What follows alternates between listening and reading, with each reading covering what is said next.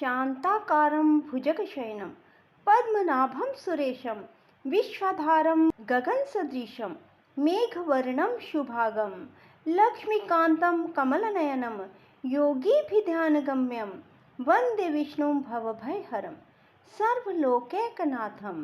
राधे राधे मेरे प्यारे भाइयों बहनों माताओं व बंधुओं, संस्कार की बातें चैनल में आपका स्वागत है। बंधुओं, आज मैं अपनी वीडियो में आपको सुना रही हूँ कामदा एकादशी व्रत कथा। कामदा एकादशी कब है, कामदा एकादशी का शुभ मुहूर्त क्या है और कामदा एकादशी व्रत का पारण कब करें। बंधुओं, कामदा एकादशी नाम से ही पता लगता है कामनाओं को पूर्ण करने वाली। बंधुओं, कामदा एकादशी चैत्र महीने के शुक्ल पक्ष की 11 तिथि को होती है। बंधुओं, चैत्र मास के शुक्ल पक्ष में नवरात्रों के बाद आने वाली एकादशी को कामदा एकादशी कहा जाता है। सभी कामनाओं की पूर्ति करने वाली होती है कामदा एकादशी।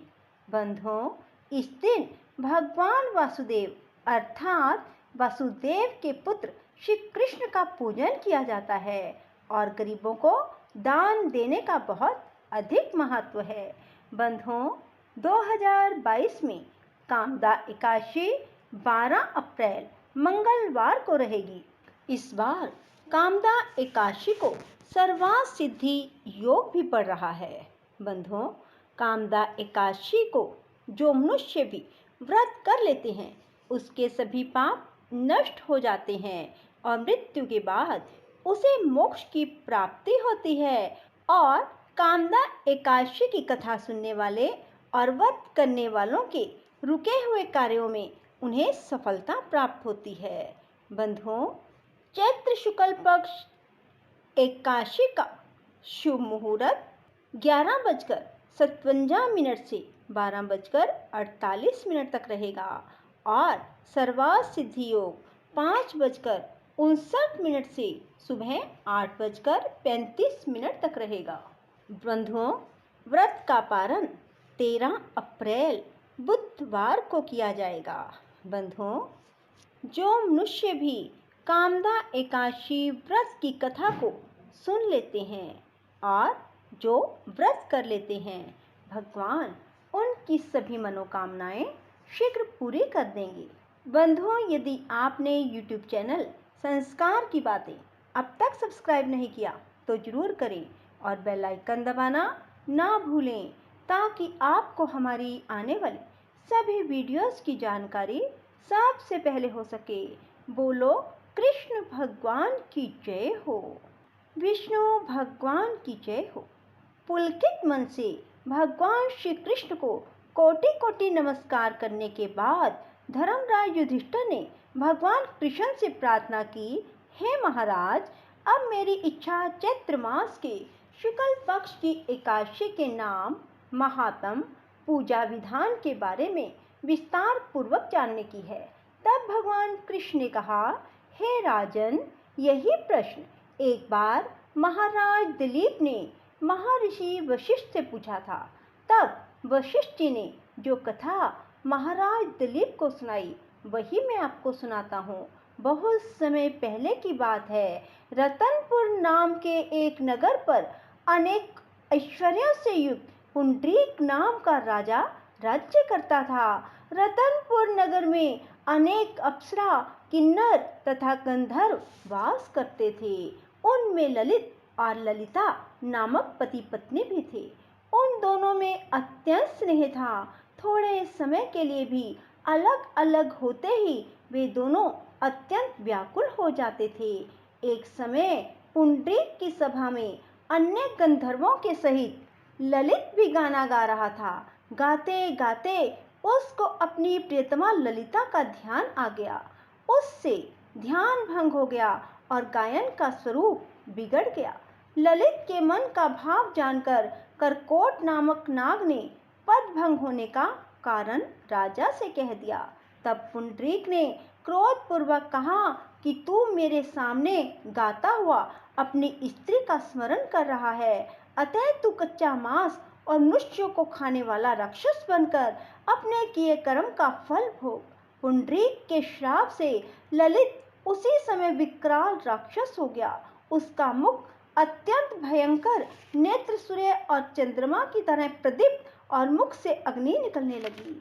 सिर के बाल पर्वत पर खड़े वृक्षों के समान, भुजाएं अत्यंत लंबी हो गई। इस प्रकार उसका शरीर 8 योजन लंबा हो गया। राक्षस बनकर वह अनेक प्रकार के दुख भोगते हुए जंगलों में भटकने लगा। अब तो उसकी स्त्री ललिता भी अत्यंत दुखी होकर उसके पीछे पीछे भटकती रहती और तरह तरह से विलाप करती रहती। वह अपने पति के उद्धार का उपाय भी सोच रही थी। एक दिन ललिता अपने पति के पीछे पीछे चलती हुई विंध्याचल पर्वत पर श्रृंगी ऋषि के आश्रम तक पहुंच गई। श्रृंगी ऋषि ने ललिता को देखकर पूछा, हे देवी, तुम कौन हो और यहाँ किस लिए आई हो? ललिता बोली, मुनिवर, मेरा नाम ललिता है। मेरा पति राजा पुंडरीक के श्राप से भयानक और विशालकाय राक्षस बन गया है। इसका मुझको बहुत दुख है। मेरे पति के उद्धार का कोई उपाय बतलाइए। ऋषि बोले, हे गंधर्व कन्या, अब चैत्र शुक्ल एकादशी आने वाली है, जिसका नाम कामदा एकादशी है। उसका व्रत करने से मनुष्य के सब कार्य सिद्ध होते हैं। यदि तू कामदा एकादशी का व्रत करके उसके पुण्य को अपने पति को दे, राजा का श्राप भी अवश्य में शांत हो जाएगा और तेरा पति शीघ्र ही राक्षस योनि से मुक्ति को प्राप्त होगा। चैत्र शुक्ला एकादशी कामदा आने पर ललिता ने व्रत किया और द्वादशी को ब्राह्मणों के सामने अपने व्रत का फल अपने पति को देती हुई भगवान से प्रार्थना करने लगी, हे प्रभु, मैंने जो यह व्रत किया है, इसका फल मेरे पति देव को प्राप्त हो, जिससे वह राक्षस योनि से मुक्त हो जाए। एकादशी का फल देते ही उसका पति राक्षस योनि से मुक्त होकर अपने पुराने स्वरूप को प्राप्त हुआ और अनेक सुंदर वस्त्र आभूषणों से युक्त होकर ललिता के साथ विहार करने लगा। उसके पश्चात वे दोनों एक दिव्य विमान में बैठकर स्वर्ग लोक को चले गए। वशिष्ठ मुनि ने आगे कहा, हे राजन, इस व्रत को विधि पूर्वक करने से समस्त पापों का नाश हो जाता है। राक्षस आदि की योनि भी छूट जाती है। संसार में इसके बराबर कोई और दूसरा व्रत नहीं है।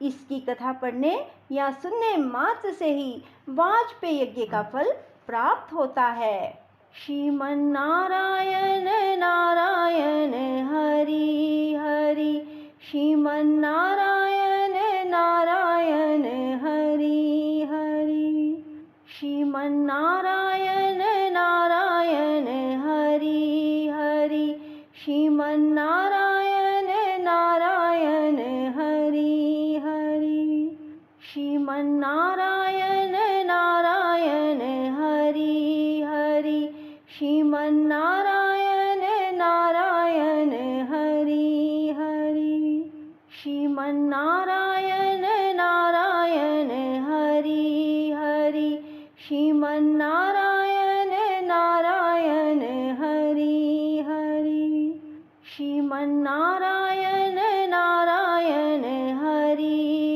हरि, श्रीमन नारायण नारायण हरि हरि, श्रीमन नारायण नारायण हरि हरि, श्रीमन नारायण नारायण हरि हरि, श्रीमन नारायण नारायण हरि हरि, श्रीमन नारायण नारायण हरि हरि, श्रीमन नारायण नारायण हरि हरि, श्रीमन नारायण नारायण हरि हरि, श्रीमन नारायण नारायण हरि हरि, श्रीमन नारायण नारायण हरि हरि, श्रीमन नारायण नारायण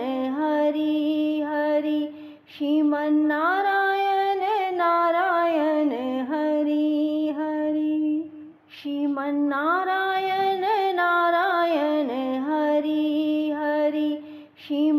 नारायण नारायण हरि हरि। श्रीमन्नारायण नारायण हरि हरि। श्रीमन्नारायण नारायण हरि हरि। श्रीमन्नारायण नारायण हरि हरि। श्रीमन्नारायण नारायण हरि हरि। श्रीमन्नारायण नारायण हरि हरि।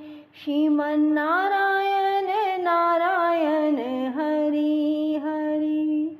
श्रीमन्नारायण नारायण हरि हरि।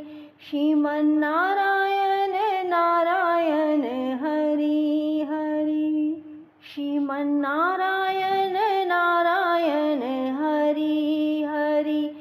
श्रीमन्नारायण नारायण हरि हरि। श्रीमन्नारायण नारायण हरि हरि। श्रीमन्नारायण नारायण हरि हरि। श्रीमन्नारायण नारायण हरि हरि। श्रीमन्नारायण नारायण हरि हरि। राधे राधे। जय श्री कृष्णा। बंधुओं, यदि आपको हमारी ये कथा, हमारी ये वीडियो पसंद आए तो इसे लाइक करने के साथ साथ शेयर अवश्य करें। धन्यवाद।